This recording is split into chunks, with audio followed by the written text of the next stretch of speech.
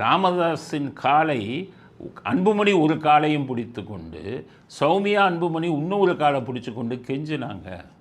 அதனால தான் பாஜகவுடன் கூட்டணிக்கு ஒத்துக்கொண்டேன். இந்த பக்கம் இவர் சௌமியா இந்த பக்கம் அப்புறம் வேறு வழி இல்லாமல் இருந்தது. இவர் சொன்னது உண்மைங்கிறது நான் எப்படி புரிஞ்சுக்கிறோம்னா, நீங்கள் அந்த கூட்டணி கட்சி பிரதமர் வந்தார், பாஜக பாட்டாளி மக்கள் கட்சி கூட்டணின்னு வச்சு பிரதமர் வந்தார்.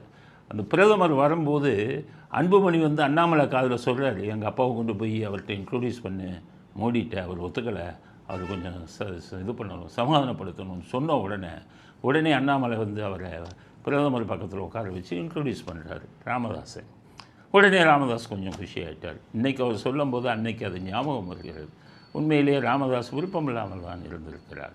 அவரை வந்து வற்புறுத்தி வச்சிருக்காரு, இவர் சம்மதிக்க வச்சிருக்காரு அன்புமணி. ஏன் அன்புமணிக்கு பாஜகவோட கூட்டணி சொல்லணுன்னதுன்னா, அவர் ஏற்கனவே சுகாதார அமைச்சராக இருக்கும்போது 5000 கோடி ஊழல், மருத்துவ கல்லூரிகளுக்கெல்லாம் வந்து இது கூட அனுமதி கொடுத்ததில் மிகப்பெரிய ஊழல், அது பெரிய கேஸாக இருக்குது. அது சிபிஐயில் என்னைக்கு வெளியில் வருதோ அன்றைக்கி இவருக்கு பிரச்சனை.